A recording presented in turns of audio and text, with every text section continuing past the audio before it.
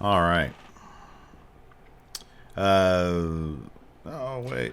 Well, welcome to That's Not Scary, a ghost podcast. No, we're not doing that yet. Oh. I'm going to start off with a story. I was just loading up first. Well, All right. First up is from Dagan H. from the Discord, which we have a Discord. Oh, yay! So he says this. My step-uncle Danny worked at Battlefield Golf Course here in Richmond, Kentucky when it first opened. As he was working upstairs one day, a light in the stairway went out. He went to check the light and felt someone shove him from behind down the dark stairs. He got up a little later in shock, got into his car and drove home. Needing to gather his bearings, he decided to take a nap. Wait, so did he change the light? I guess not. No, I would assume not. Okay. He went to check the light. Yeah, okay, it went out. No. Okay. No. So his aunt gets home and finds a trail of blood leading to the bedroom. Danny was asleep with one of those old, long, silver pair of scissors in his chest and a pool of blood. So he gets rushed to the hospital. He has a slight cut to his lung. It didn't break through, and the other piece was less than an inch from his heart. He would tell the story and show the scar, saying that something was really unhappy with them making the area a golf course. So here's the thing about this story. So he got stabbed? Like, did he get possessed and then stabbed? I think the uncle thinks it is a ghost. This is clearly somebody that stabbed him for reals and tried to kill him. Steven, it could be he's possessed and he stabbed his own self. I didn't read that from this. I think that is, if anything, he thinks that it's a ghost that did it. Right? But then you think there's just somebody out there that's stabbing people. Clearly, there's just somebody who probably, I don't know, somebody else is probably unhappy they're making a golf course, not a dead person. This person, like, the police really should be looking into this. Man, that's like intense. That is intense. That is scary. That is like scary. This is not a ghost story. It's an assault story. It's an attempted murder story. So maybe tell your step uncle. I mean, I don't know what the statute of limitations is on that, but.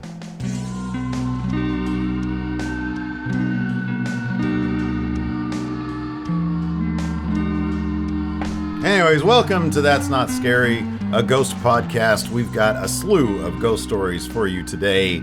But first, this episode of That's Not Scary is brought to you by mfshophere.com, where you can buy my comic books right now at great holiday prices. And also by lacexlb.com. What? LacedXLB.com. Yeah, that's what I said. You're going to put it on the screen yeah, for I'll us? put it on the screen. Okay. Not MF Steve here. What do you sell there? Lace? Oh, wire wrap jewelry for Christmas presents. They're very pretty. I just updated my shop with some new items.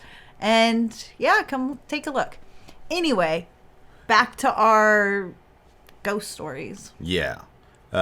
So we have a bunch of ghost stories. You guys can send us some more at that'snotscarypod@gmail.com. You can do that. We have a Discord. We're in the holiday season. We have a Discord as well. That link is in the description of this episode. We're coming up on we're in the thick of the holiday season, although I haven't gotten us a tree yet. I got us a small tree. Hopefully you have. Yeah, I know, but when you go to Target, can you get like a bigger tree today? You want me to go get a big tree and then put it in my car by myself? My car's too small to put a tree. I need a bigger car. I need you to go with me and help me. Too many things to do. All right, our first story comes to us from Brandon Anderson. He says, "Let me start by saying the show is great. All right. I'm another one who came over from the Going in Raw podcast, and I've really been enjoying these episodes. I've had a lot of experiences of the paranormal variety in my life, and I think you would enjoy several of them. I'll send multiple emails with different stories over the next several days, and if you like any of them enough to share on the podcast, great." So, he says, "Let me preface everything by saying that I am not one to immediately jump to the conclusion that some spooky event had to be due to ghosts. I tend to be very logical. try to break things down to try to debunk the ghost/haunting aspect of whatever happens. He's like you. Yes, exactly. I sort of am like... Tend to don't believe. I am a cynic. Yes. Not a pessimist, a cynic. Right. He says, that said, there have been a lot of things in my life that happened that I simply could not come up with a logical explanation for.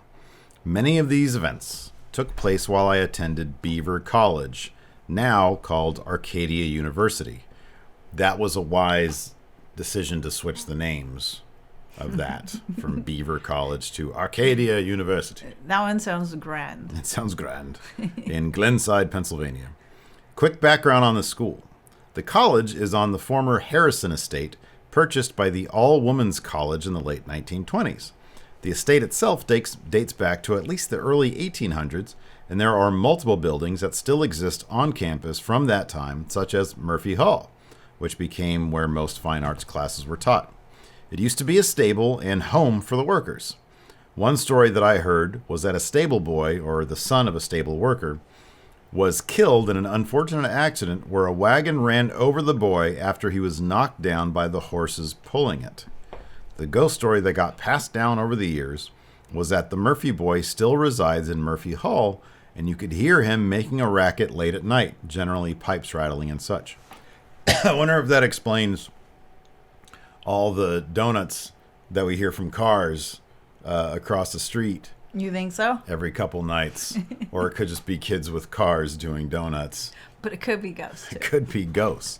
Could be the ghosts of those kids doing car donuts. Anyways, the ghost story that got passed down over the years was that the Murphy boy still resides in Murphy Hall. Oh, yeah, he makes a racket. Sorry, I already read that part. I was a freshman there in 1993 and had an art class that ran from 7 p.m. to 10 p.m. We often heard the pipes clanging while in class, but I'm sure that was simply due to it being a very old building and old pipes, be it water or heat, tend to bend and make noise from time to time. So one night, as this was happening, some of the other students were making remarks about how it's the Murphy boy again. He's mad that we're making a mess in his home.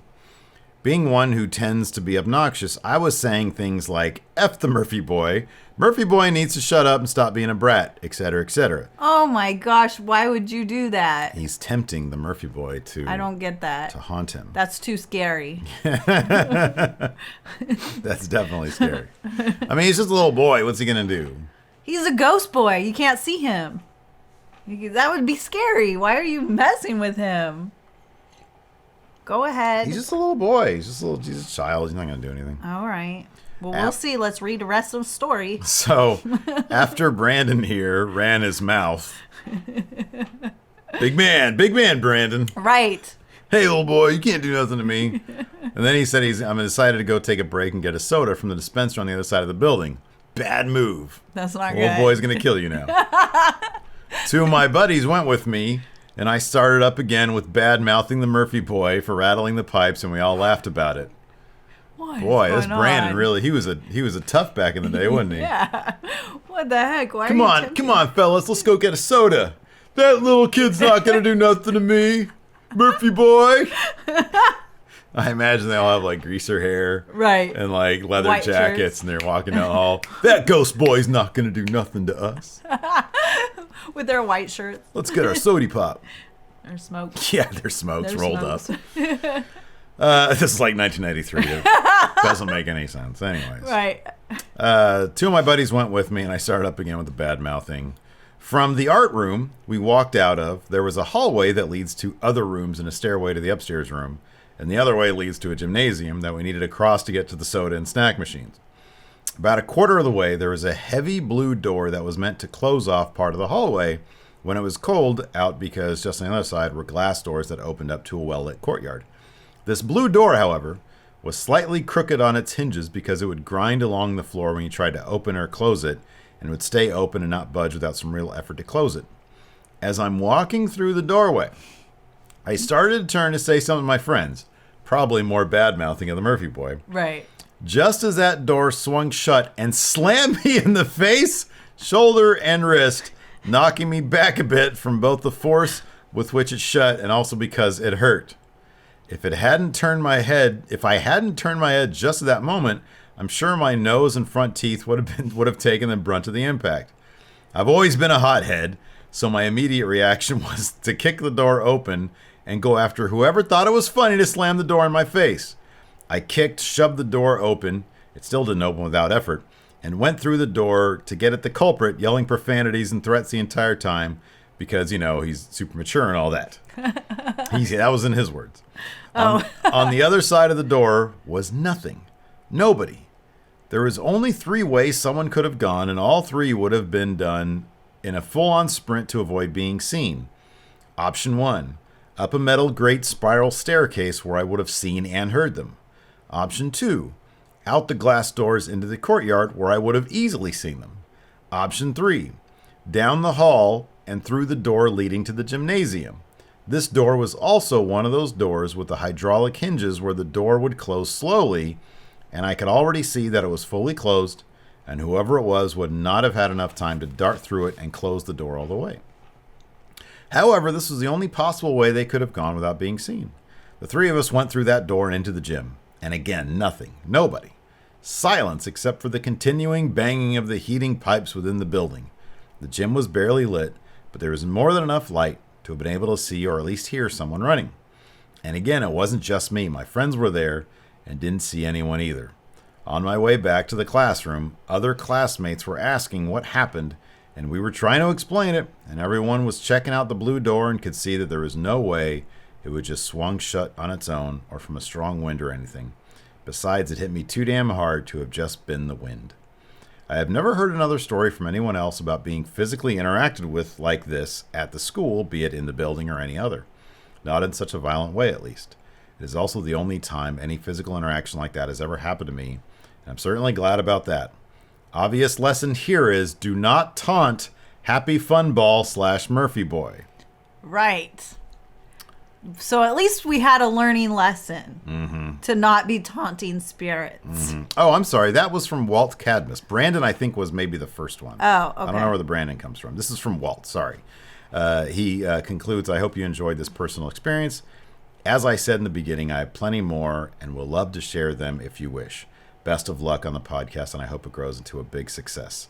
And then he also gave us a link to... No, I gave us a link. Oh, you researched this. Oh, okay. So, yeah, there's some more history on the haunting of Arcadia School. Because I was interested in that little boy, and I was like, "Aw, I want to know about all that," so I looked it up. So this comes to us from the MontgomeryNews.com. And it talks about how... So it gives a history of it. It says here, in order to understand our ghost story, so this is from... there's a tour of the castle and other parts of the campus, and it's written, so there's a guide written by Alex Timmons. He's a Lansdale resident and a former tour guide of Arcadia. It's a beautiful structure. He gives several examples of, instances. So he says, in order to understand our ghost stories, first you need to know a bit about our campus. Gray Towers Castle was completed in 1898. It was owned by local sugar refining magnate William Welsh Harrison. The castle replaced the original mansion, which burned to the ground in the winter of 1893. Anytime anything burns to the ground, it's haunted. You think so? Yeah, even if nobody burned in there? I still feel like there's a lot of energy there. So whenever something burns to the ground, people burn up with it. You think so? Yeah. If it's in the 1800s, absolutely. The way they treated people back then. No, you got to stay. It's burning down. Too bad. Earn your 2 bits. Wow. Okay. It says the only happy point in the Harrisons' marriage was their wedding night. It's kind of like us. And by the time they moved into the castle, they each chose their own wing. That would be great if I had my own wing. Steven, you're being so rude to me. Liz, you want to come to the cool wing? No, mine's the cool wing. Your wing smells like a fart. No, yours would smell like farts and chips. That's what it would smell like. Oh, man. All right, so they each had their own wing, but there are many secret passageways in the castle and surrounding buildings, one of which in particular was likely used to sneak maids into Mr. Harrison's quarters. Yeah! No! Hook it up. So he says that begins our first story. I want you to imagine a circular room painted white. You look up and see a circular balcony above you. There's no way out of this room other than the door that Mrs. Harrison is blocking. She has a look in her eye. Does she know that Mr. Harrison has been fooling around with the maids, including you? Oh, so you're a maid. Yeah. Wow, okay. You can't tell. Mrs. Harrison comes closer and pulls out a long, sharp kitchen knife. Lacey, give us a knife sound. You beg and plead, no, please. But it's too late. Mrs. Harrison has made up her mind. According to the legend, the bloodstains never came out of the white walls, no matter how many times they tried painting over them. Eventually, they painted over it in red. That circular room is now known as the Red Room. The Red Room. Dun, dun, dun, dun. Dun, dun, dun. No, help me. You balled up my husband. So this person, Alex Timmons, says, I recently spoke to a friend of mine whose now deceased relative worked for the Harrisons. According to the relative's daughter, that particular legend is completely true. Let's walk from the Red Room over to the second floor hallway. Boy, this place is full of tragedy. Yeah, I told you. Over to the second floor hallway that once housed Mrs. Harrison's quarters and the nursery. Supposedly, if you waggle a flashlight around quickly in the nursery, you'll see children running in the mirrors. Continue down the hall, up the back staircase, and onto the third floor. According to the Beaver College Arcadia University 156-year history. That's the longest title ever. It is. No one is quite sure of the use for the third floor of the Grey Tower's castle. Mrs. Harrison's side seemed to be filled with rooms that could have been spare bedrooms for guests.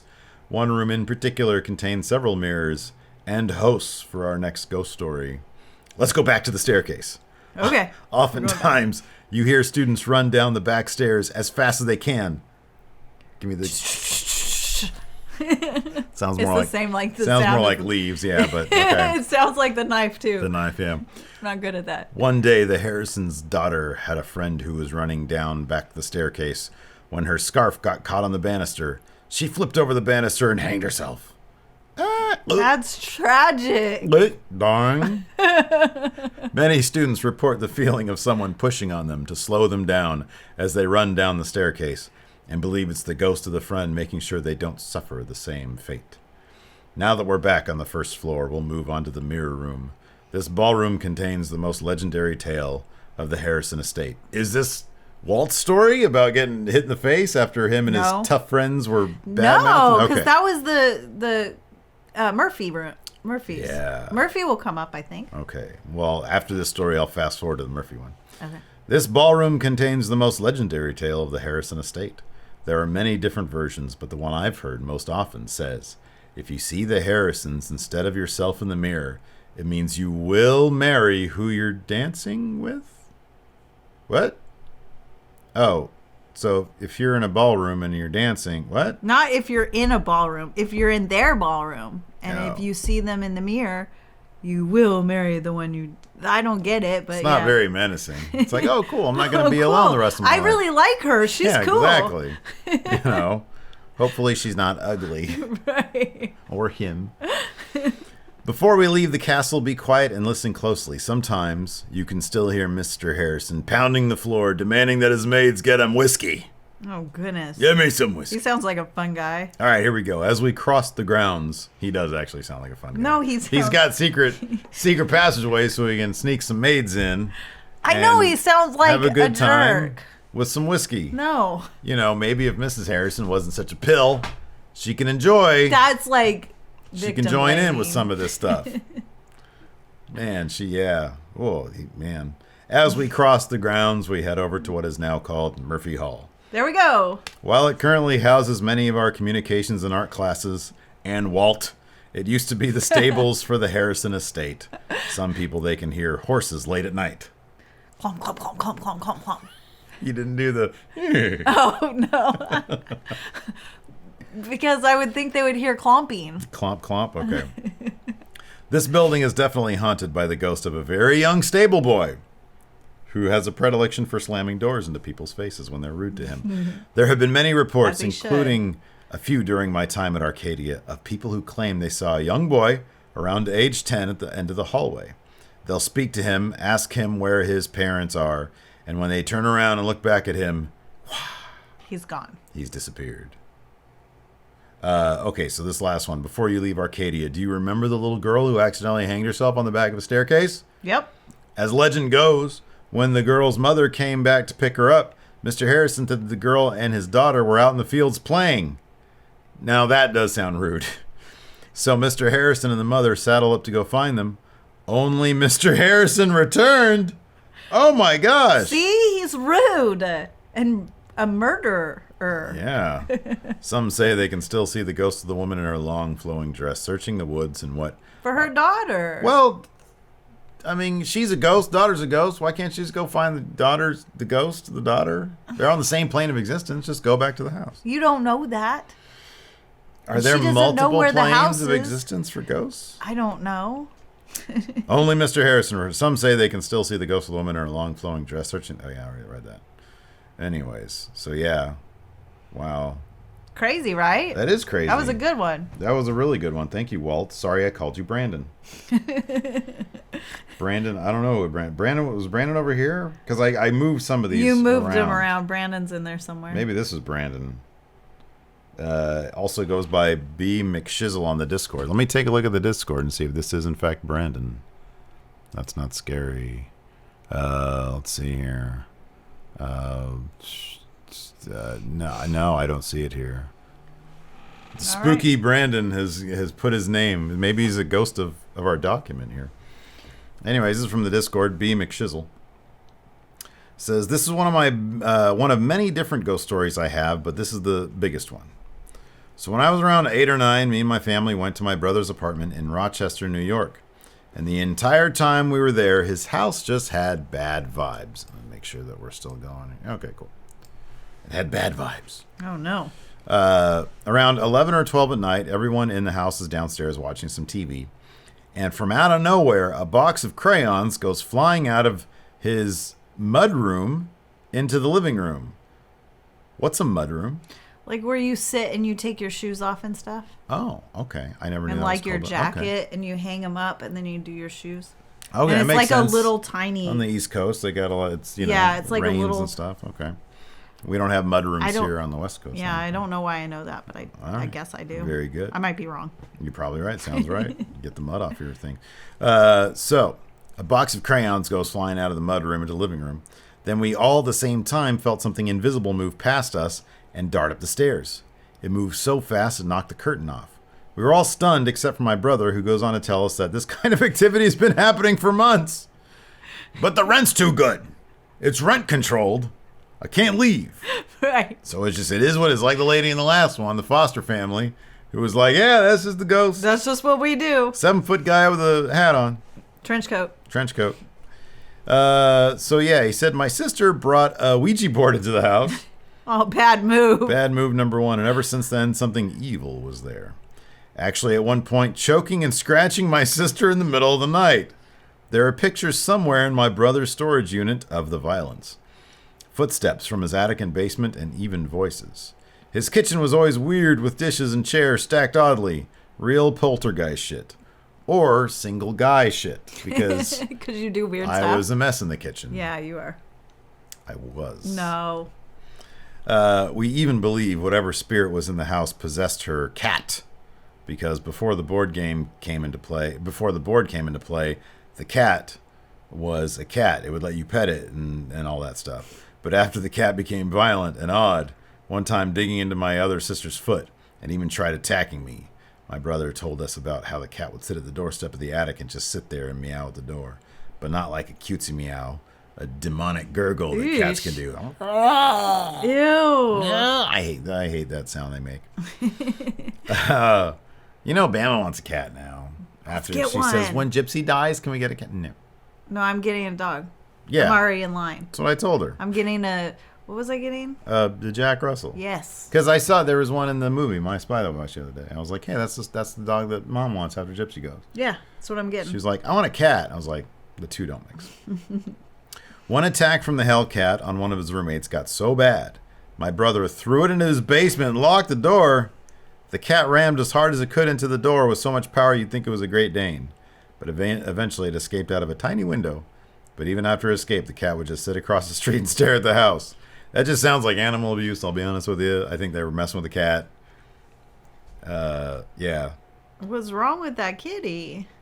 They really should have taken it to the vet once it started making odd demonic gurgling sounds. Poor little baby. Trapping in the basement. My goodness. Yeah, I mean it's a familiar story. Like houses are haunted, and people can't. They're like, I can't really afford to move out. We'll just deal with it. Deal with it. Yeah. Yep. So here is our last story. This is from Philip Perrier. Okay. Now, he actually has 4 stories. This is going to be an ongoing thing with Philip. This is the first story, and then we'll get the second story next week. Yep. Philip will conclude our podcast for the next 4 weeks. The Philip Journals. Right. All right. He says, hello there. First and foremost, love the podcast. In the 2000, during a small get-together... I think he meant in the year 2000. Yes. Back in 2000, during a small get-together, the girlfriend of my buddy said she brought a box from her mom's attic and was about to check it out. Hold on a second. So, you're like a girlfriend. Let's say I'm like, you and I first start dating, right? Yeah. And you don't really know my friends. Or even if you do, hey, we're going to go get together at my friend's house. Correct. You know, you want to come with? Yeah, of course. I have an idea. I have an old box from my grandma's attic. Can I bring it to this kickback? We're going to have some beers. And then we can look at all the cool stuff. We're going to watch some UFC maybe. We'll get a fire pit going. I'm going to bring an old box. A mystery box. Where else would you bring that? That sounds perfectly legit. Like if it's now, yeah. Like, we've been married for 10 years. Hey, I got this old box. But, like, back in my 20s, I don't recall any of my friends' girlfriends or any of my girlfriends being like, hey, can I bring this old box to your kickback? Why not? Yeah, whatever. Writing this one down. Break up soon. Whoa, really? Yeah, that's a little too weird. Anyways. We're all curious, so we checked the contents of said box and found several memorabilia and old grandma stuff. The usual sewing box, an old picture. At one point, while looking at the picture, she found one super odd. It was a picture of a small little girl in Victorian clothing, one hand behind her back, standing on a hill. The background was like a nature piece, like the background of the Mona Lisa. She placed it on the wall because she thought it was cool. During the night, we started joking and started saying that the painting was odd and probably haunted. After a stupid dare, I ended up teasing the picture and saying that if it was haunted, to manifest. This is no different than Walt earlier, who what is with people taunting ghosts? Because they're like non-believers, so they are like you, and you're being rude. Yeah. Right. Well, we're gonna see how this plays out. Is that what? Because I feel like you would do something like that. I do that with Summer sometimes. Summer's like telling you it's scaring. Go I would do that. I would, but only because Summer's like. What are you doing? She's all like. What are you doing right now? Taking my We're pill. having a freaking podcast. Mm-hmm. So I don't forget. Or vitamin? Who just takes a vitamin in the middle of the show? It's biotin. It's supposed to be better for your hair, but all I've noticed that it makes my nails grow really fast. Oh, that's cool. Yeah. Anyways, okay, bad idea. Not long after that, the picture fell off the wall, and we discovered that under the picture there was a mirror. We found that was weird, but figured it was a grandma thing. 2 days later, while going to class, I had a big accident that could have killed me. Got rammed on the side of my car by another car. If the accident was to happen later that day, I would have been crushed by heavy circulation. What does heavy circulation mean? I don't know what that means. After that, my friend's girlfriend burned the picture on my request and disposed of the mirror. It kind of worked, but as you will see, since then, I've had a weird story with the beyond. To be continued. There's actually, I forgot there's one more story here, but it's not his. To be continued. So right. We'll have to remember the story of Philippe Berrier and his 4 stories of doom. All because his buddy's girlfriend had to bring this weird box that had a Victorian picture in it. Mm-hmm. And then all kinds of bad things happen. And Felipe had to be like, ho, ho, ho. Yeah. You do not scare me, ghost. In my mind, he's got that accent now. I'm sorry, Felipe. Anyways. So this last story is from Unknown. Maybe this is the Brandon Anderson one. I don't know. Maybe. I don't know where to. I know. He's in here somewhere. I started messing with stuff. Yeah, I can't mess with stuff. I know. I probably shouldn't have. Sorry. Anyway, I wonder if I can hold on. I wonder if I could do this. Maybe we can find out. I think you forget that we're like filming sometimes. No, it's okay. I'm gonna see if I can. You're gonna go through and like see who the. Okay, let's see here. Nope. No, I don't know. Oh wait. Oh yeah. Oh, perfect. Wait. Oh no, it just changed it on here too. Okay, cool. No, this is it. This is the one from Brandon Anderson. We're good to go. Okay. Friendo here, and I wanted to share this crazy ghost story I experienced with a friend while driving. Back in 2008, my best friend and myself were driving back to our apartment when we were driving on a very empty road at about 9 p.m. when all of a sudden I slammed on my brakes as I saw something crossing the street. But as I slammed my brakes, there was nothing at all. I looked at my best friend and asked her if she saw what I saw. She said, yeah, I'm pretty sure I saw the same thing. So we decided to go to two other friends to explain the story and then all meet together to describe exactly what we saw to validate our stories. While we did this, I did not expect at all that she actually saw exactly what I saw, but that next day we had two different friends over and explained the story to them separately, and when we all meet together, the story was dead on and exactly was the same description of this person. So it's a person that they saw crossing the street. What we both saw was an older man walking across the street wearing a cowboy outfit. Remember the cowboy guy? Yeah. I wonder if it's the same guy. I know, because listen, keep going. He had brown boots, dark jeans, and one of those cowboy button-up shirts and a cowboy hat. The man had a white handlebar mustache and looked directly at the car when I slammed on my brakes, but then disappeared into thin air. It's the same guy. It's the same guy. That woke the other. Tipped his hat. Hey, partner. Might want to get those brakes fixed. Right. He's a good guy ghost. He's a good guy ghost. He's helping out with his car. He said this was exactly what my friend saw as well and described it to the T how I did. Upon doing research on the area at our local town's museum, we found that area very big in the gold rush here in Colorado Springs back in the 1850s and saw some pictures from that time frame, and it was a dead on to what the man looked like. Never again did we see anything like this again, and it is a main road in my city that I travel quite often. This is one of those weird nights where there was barely any traffic on the road compared to how busy it normally is. Turned out to be a very odd experience that neither of us really could explain, but even our friends thought we made up the story when we went to other people to validate what we saw. To this day, every time I drive by this area, I instantly think of the cowboy who said, hey, partner. Hey, partner. Brandon Anderson. Thank you, Brandon, for your story. He's a good guy. What is it, cowboy? I want more stories about cowboys from, let's see, 1850s gold rush. I'm just going to go ahead and... Well, we need to go... There's, ghost towns we should go to. I know, I agree. We should go to them. I know. In COVID time, too. Nobody's going to be there. Nobody's going to be there. I don't think. I agree. I think we should. Let's do it. Is it this guy here? Look at him.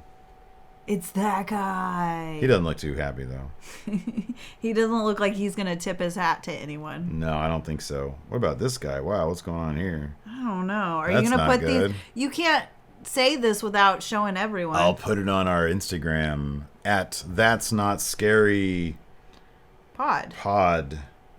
Yeah, That's Not Scary Pod. So you can check out the Colorado Springs. And if you want to submit a story or an audio clip, go to That's Not Scary pod at gmail.com. Or you can leave it in our Discord. The link is in the description. And yeah, thanks everybody for tuning in. We appreciate it. We'll be back next week with more stories from the supernatural brought to you by our listeners, which we still haven't really come up with a name for. Well, brought to you by us, from our listeners. Is that what you're saying now? Brought to you by us. By us, but from them. Okay, good. And from us is Lacey and Steve here. That's right. So thanks everybody for tuning in. Be sure to go to mfshophere.com. Steven! And buy my comics. LacedXLB.com. I'm trying to buy some Christmas gifts for you, so you should want this to be bought as well. I'm trying to give people Christmas gifts with my merchandise. All right, goodbye, everybody. All right, bye.